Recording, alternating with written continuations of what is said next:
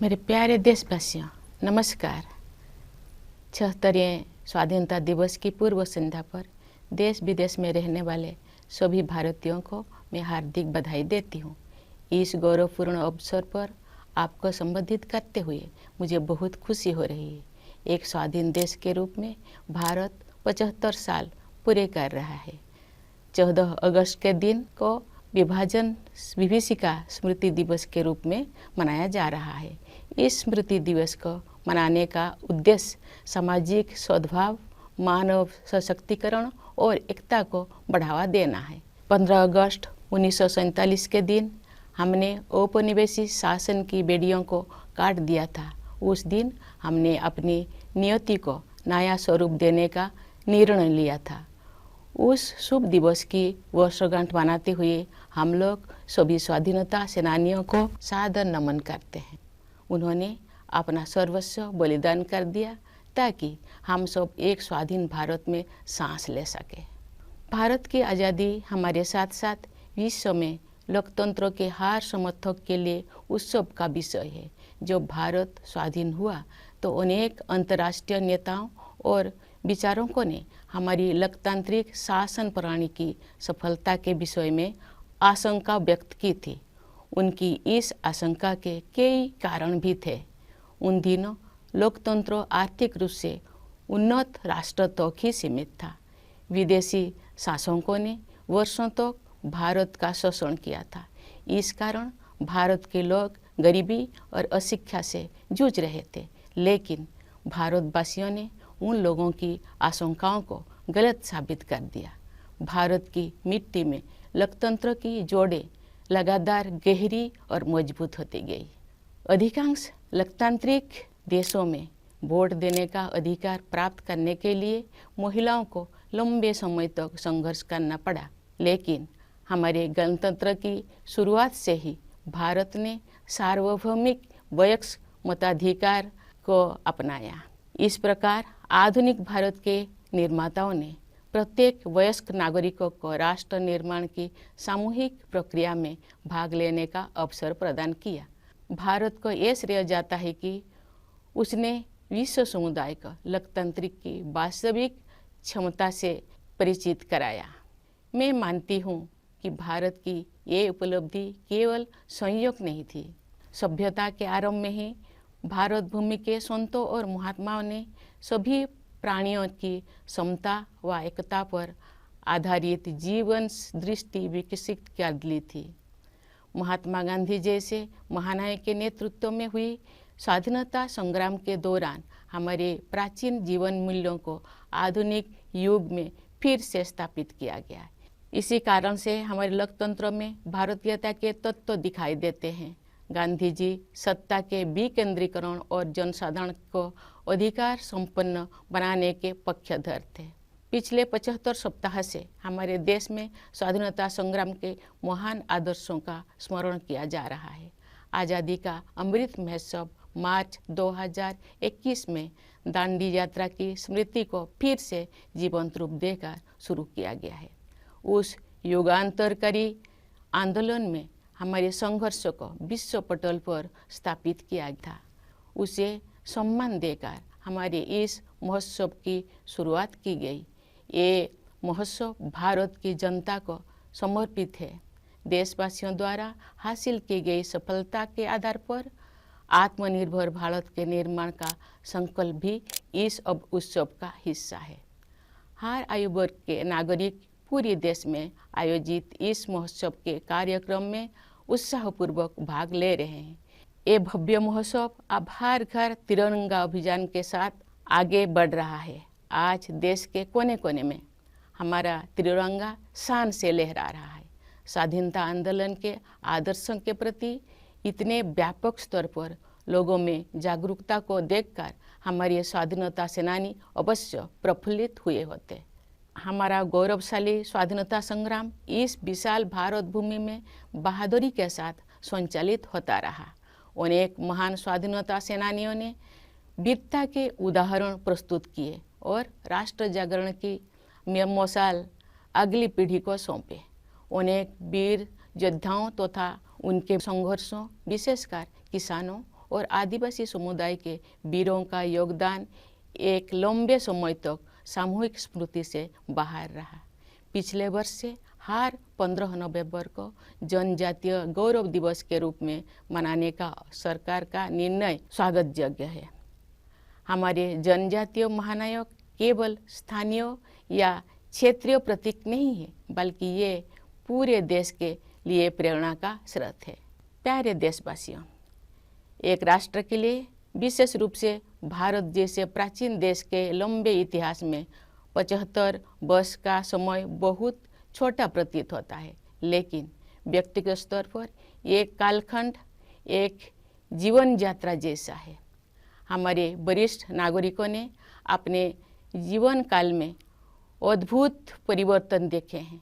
ये गवाह है कि कैसे आज़ादी के बाद सभी पीढ़ियों ने कड़ी मेहनत की, विशाल चुनौतियों का सामना किया और स्वयं अपने भाग्य विधाता बने। इस दौर में हमने जो कुछ सीखा है वो सब उपयोगी साबित होगा, क्योंकि हम राष्ट्र की यात्रा में एक ऐतिहासिक पड़ाव की ओर आगे बढ़ रहे हैं। हम सब 2047 में स्वाधीनता के शताब्दी उत्सव तक की 25 वर्षों की अवधि यानी भारत के अमृत काल में प्रवेश कर रहे हैं। हमारा संकल्प है कि वर्ष 2047 तक हम अपने स्वाधीनता सेनानियों के सपनों को पूरी तरह साकार कर लेंगे। इसी कालखंड में हम बाबा साहेब भीमराव अंबेडकर के नेतृत्व में संविधान का निर्माण करने वाला विभूतियों के विजन को साकार कर चुके होंगे। एक आत्मनिर्भर भारत के निर्माण में हम पहले से ही तत्पर हैं। वो एक ऐसा भारत होगा जो अपनी संभावनाओं को साकार कर चुका होगा। दुनिया ने हाल के वर्षों में एक नए भारत को उभरते हुए देखा है। खासकर कोविड-19 के प्रकोप के बाद इस महामारी का सामना हमने जिस तरह किया है, उसकी सर्वत्र सराहना की गई है। हमने देश में ही निर्मित वैक्सीन के साथ मानव इतिहास का सबसे बड़ा टीकाकरण अभियान शुरू किया। पिछले महीने हमने 200 करोड़ वैक्सीन कवरेज का आंकड़ा पार कर दिया है। इस महामारी का सामना करने में हमारी उपलब्धियां विश्व के अनेक विकसित देशों से अधिक रही है। इस प्रशंसनीय उपलब्धि के लिए हम अपने वैज्ञानिकों, डॉक्टरों, नर्सों, पैरामेडिक्स और टीकाकरण से जुड़े कर्मचारियों के आभार हैं। इस आपदा में कोरोना योद्धाओं द्वारा किया गया योगदान विशेष रूप से प्रशंसनीय है। कोरोना महामारी ने पूरे विश्व में मानव जीवन और अर्थव्यवस्थाओं पर कठोर प्रहार किया है। जब दुनिया इस गंभीर संकट के आर्थिक परिणामों से जूझ रही थी, तब भारत ने स्वयं को संभाला और अब पुनः तीव्र गति से आगे बढ़ने लगा है। इस समय भारत दुनिया में सबसे तेजी से बढ़ रही प्रमुख अर्थव्यवस्था में से एक है। भारत को स्टार्टअप इकोसिस्टम का विश्व में ऊंचा स्थान है। हमारे देश में स्टार्टअप्स की सफलता, विशेषकर यूनिकॉर्न्स की बढ़ती हुई संख्या हमारी औद्योगिक प्रगति का शानदार उदाहरण है। विश्व में चल रही आर्थिक कठिनाई के विपरीत भारत की अर्थव्यवस्था को तेजी से आगे बढ़ाने के श्रेय सरकार तथा नीति निर्माताओं को जाता है। पिछले कुछ वर्ष के दौरान फिजिकल और डिजिटल इंफ्रास्ट्रक्चर के विकास में अभूतपूर्व प्रगति हुई है। प्रधानमंत्री गति शक्ति योजना के द्वारा कनेक्टिविटी को बेहतर बनाया जा रहा है।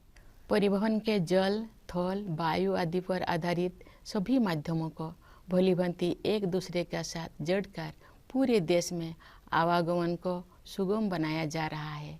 प्रगति के प्रति हमारे देश में दिखाई दे रही उत्साह का श्रेय कड़ी मेहनत करने वाले हमारे किसान व मजदूर भाई बहनों को भी जाता है। साथ ही व्यवसाय की सूझबूझ से समृद्धि का सृजन करने वाले हमारे उद्यमियों को भी जाता है।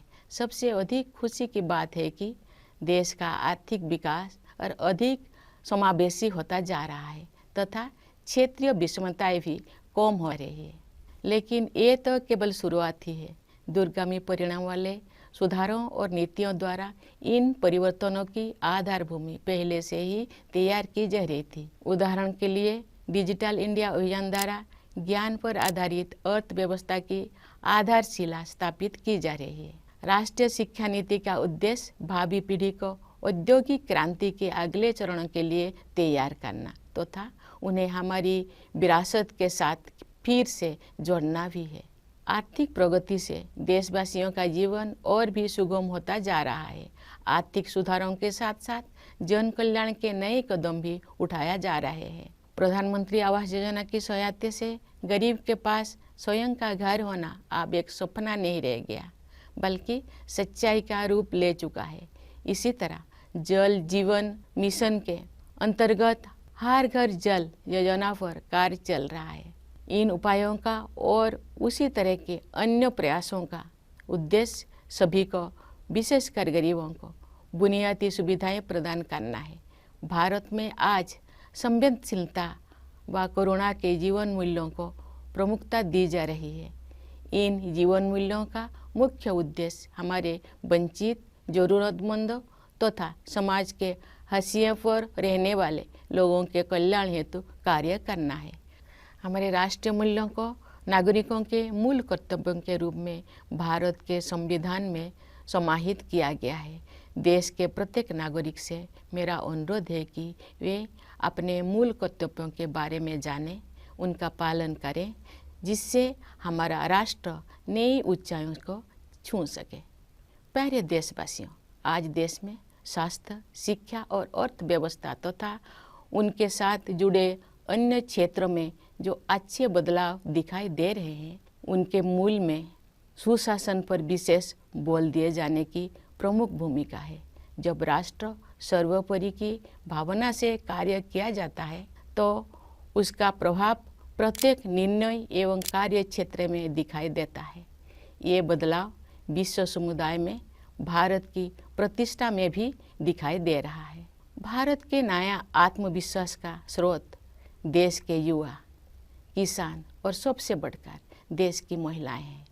अब देश में स्त्री पुरुष के आधार पर असमानता कम हो रही है। महिलाएं अनेक रूढ़ियों और बाधाओं को पार करते हुए आगे बढ़ रही हैं। सामाजिक और राजनीतिक प्रक्रियाओं में उनकी बढ़ती भागीदारी निर्णायक साबित होगी। आज हमारी पंचायती राज संस्थाओं में निर्वाचित महिला प्रतिनिधियों की संख्या 14 लाख से कहीं अधिक है। हमारे देश की बहुत सी उम्मीदें हमारी बेटियों पर टिकी हुई है। समुचित अवसर मिलने पर वह शानदार सफलता हासिल कर सकती है। अनेक बेटियों ने हाल ही में संपन्न हुए राष्ट्रमंडल खेलों में देश का गौरव बढ़ाया है। हमारे खिलाड़ी अन्य अंतर्राष्ट्रीय प्रतियोगिताओं में भी देश को गौरवान्वित कर रहे हैं। हमारे बहुत से विजेता समाज के वंचित वर्गों में से आते हैं। हमारी बेटियां फाइटर पायलट से लेकर स्पेस साइंटिस्ट होने तक हर क्षेत्र में अपना परचम लहरा रहे हैं। प्यारे देशवासियों, जब हम स्वाधीनता दिवस मनाते हैं तो वास्तव में हम अपनी भारतीयता का उत्सव मनाते हैं। हमारा भारत अनेक विविधताओं से भरा देश है, परंतु इस विविधता के साथ ही हम सभी में कुछ ना कुछ ऐसा है जो एक समान है। यही समानता हम सभी देशवासियों को एक सूत्र में पिरोती है तथा एक भारत श्रेष्ठ भारत की भावना के साथ आगे बढ़ने के लिए प्रेरित करती है। भारत अपने पहाड़ों, नदियों, झीलों और वनों तथा उन क्षेत्रों में रहने वाले जीव जंतुओं के कारण भी अत्यंत आकर्षक है। आज जब हमारे पर्यावरण के सम्मुख नई नई चुनौतियां आ रही है, तब हमें भारत की सुंदरता से जुड़ी हर चीज़ का दृढ़तापूर्वक संरक्षण करना चाहिए। जल, मिट्टी और जैविक विविधता का संरक्षण हमारी भावी पीढ़ियों के प्रति हमारा कर्तव्य है। प्रकृति की देखभाल माँ की तरह करना हमारी भारतीय संस्कृति का अभिन्न अंग रहा है। हम भारतवासी अपनी पारंपरिक जीवन शैली से पूरी दुनिया का सही राह दिखा सकते हैं। योग एवं आयुर्वेद विश्व समुदाय को भारत का अमूल्य उपहार है, जिसकी लोकप्रियता पूरी दुनिया में निरंतर बढ़ रही है। प्यारे देशवासियों, हमारे पास जो कुछ भी है वो हमारी मातृभूमि का दिया हुआ है। इसलिए हमें अपने देश की सुरक्षा, प्रगति और समृद्धि के लिए अपना सब कुछ अर्पण कर देने का संकल्प लेना चाहिए। हमारे अस्तित्व की सार्थकता एक महान भारत के निर्माण में ही दिखाई देगी। कन्नड़ा भाषा के माध्यम से भारतीय साहित्य को समृद्ध करने वाले महान राष्ट्रवादी कवि कुवेंपु ने कहा है, नानु अड़िवे नीनु अड़िवे नम्मा एलुबुगोड़ मेले मूडुबुदु नव भारत दलीले। अर्थात मैं नहीं रहूँगा, नहीं रहेंगे तुम, परंतु हमारी अस्थियों पर उदित होगी नई भारत की महागाथा।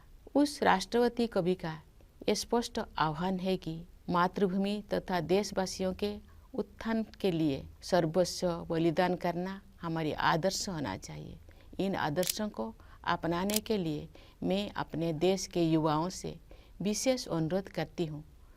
वे युवा ही 2047 के भारत का निर्माण करेंगे। अपना संबोधन समाप्त करने से पहले मैं भारत के सशस्त्र बलों, विदेशों में स्थित भारतीय मिशनों और अपनी मातृभूमि को गौरवान्वित करने वाले प्रवासी भारतीयों को स्वाधीनता दिवस की बधाई देती हूँ। मैं सभी देशवासियों के सुखद और मंगलमय जीवन के लिए शुभकामनाएं व्यक्त करती हूँ। धन्यवाद। जय Hind.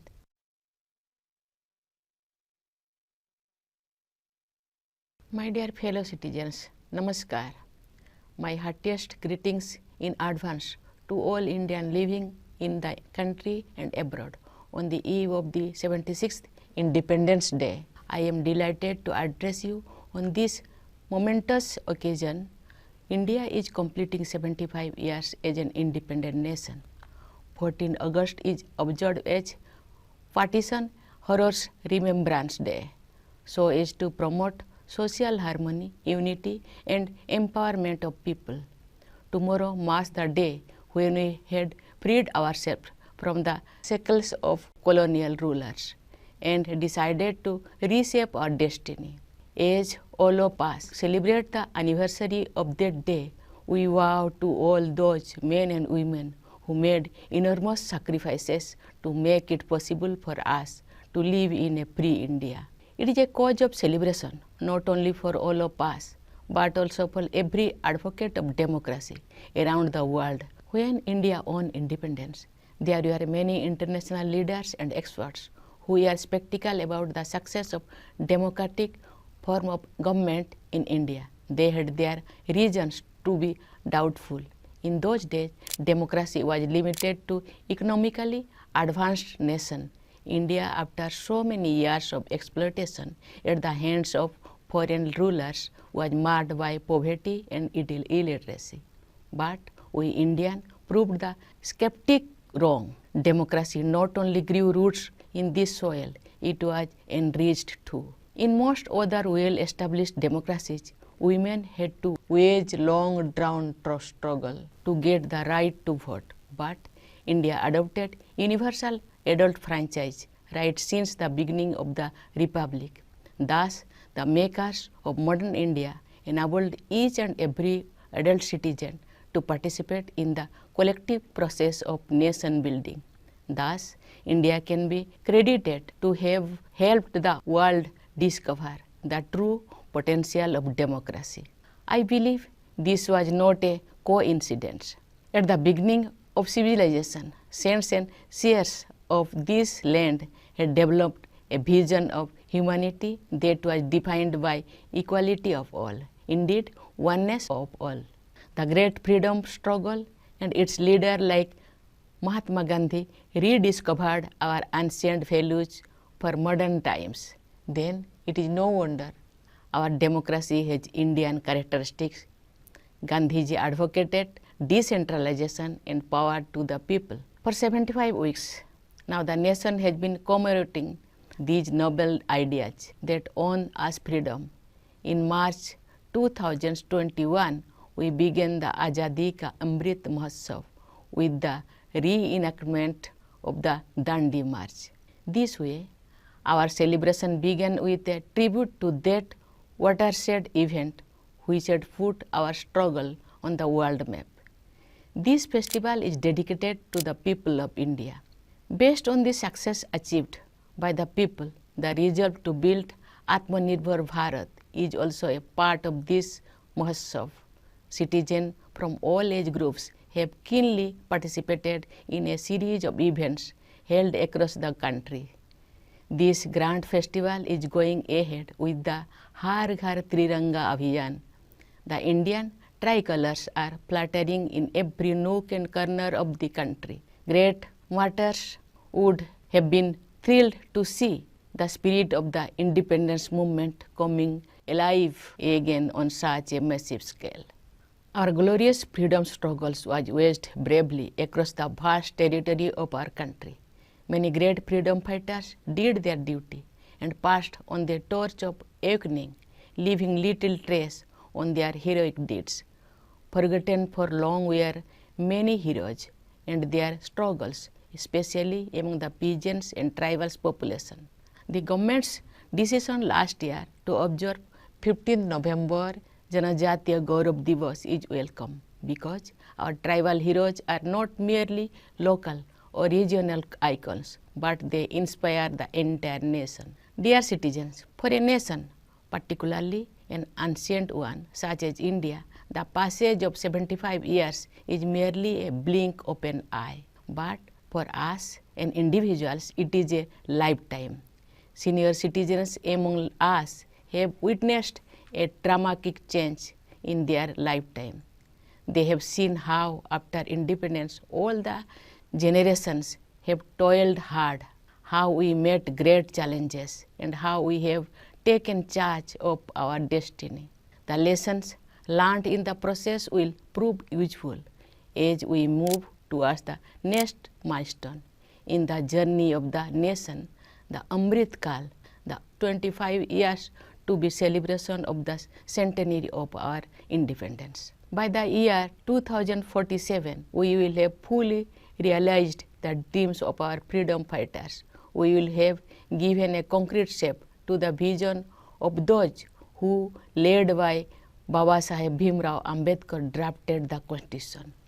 We are already on course to build an Atmanirbhar Bharat, an India that would have realized its true potential. The world has seen a new India rising in recent years, more so after the outbreak of COVID-19. Our response to the pandemic has been appreciated everywhere. We launched the biggest vaccination drive in human history with vaccines manufactured in the country itself. Last month, we crossed the 200 crore mark in cumulative vaccine coverage in combating the pandemic. Our achievements have been better than those of many developed countries. For this feat, we are grateful to our scientists, doctors, nurses, paramedics, and the staff associated with vaccination. The pandemic has uprooted lives and also economies in the entire world. When the world has been battling the economic consequences of the great crisis, India got its act together and is now moving forward. India is among the fastest growing major economies in the world. India's startup ecosystem ranks high in the world. The success of startups in our country, especially the growing number of unicorns, is a shining example of our industrial progress. The government and policymakers deserve credit for beating the global trend and helping the economy flourish. During the last few years, unprecedented progress has been made in the development of physical and digital infrastructure. Through the Pradhan Mantri Gati Shakti Yojana, all the modes of connectivity based on water, land, air, etc. are being integrated in the whole country to enable seamless transportation across the country. For the vibrancy of growth visible in our country, credit must also be given to workers and farmers whose hard work has made it possible, and entrepreneurs whose business acumen has created wealth. What is all the more heartening is that the growth is becoming more inclusive and regional disparities too are reducing. But this is only the beginning. A series of economic reforms and policy initiatives have been preparing the ground for a long term. Digital India, for example, is creating the bedrock of a knowledge economy. The national education policy is aimed at preparing the future generation for the next stage of industrial revolution while also reconnecting it with our heritage. Economic success is leading to an ease in living too. Economic reform are rightly accompanied by innovative welfare initiatives. A home of one's own is no longer a dream for the poor, but a reality for more and more people, thanks to the Pradhan Mantri Awas Yojana. Similarly, under the Jal Jeevan Mission, tap water connection is being provided to every household since the launch of the Har Ghar Jal scheme. The aim of these and many other similar efforts is to provide basic amenities to all, particularly the poor. The key word for India today is compassion for the downtrodden, for the needy, and for those on the margins. Some of our national values have been incorporated in our Constitution as the fundamental duties of the citizens.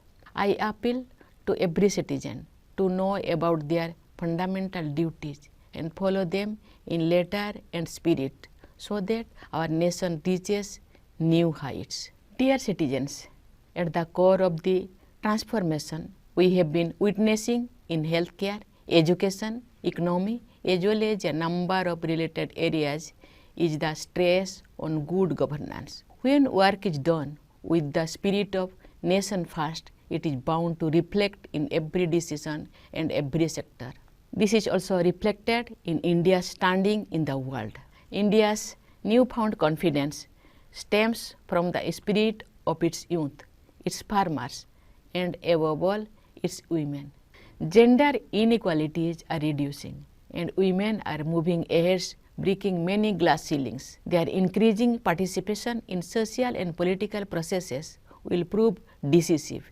At the grassroots level, we have more than 14 lakh elected women representatives in Panchayat Raj institutions. Our daughters are the biggest hope for the nation.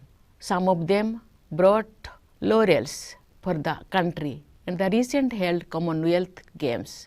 Of course, India's sportspersons have been making the country proud by their performance in international competitions.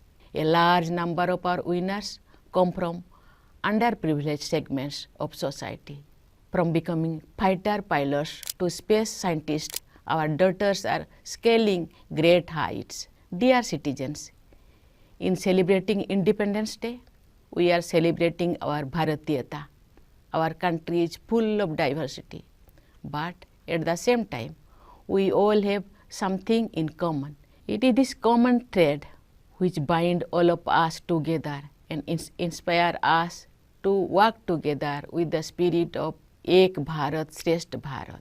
India is a very beautiful country, also because of its mountains, rivers, lakes and forests, and the animals and birds that live in such landscape.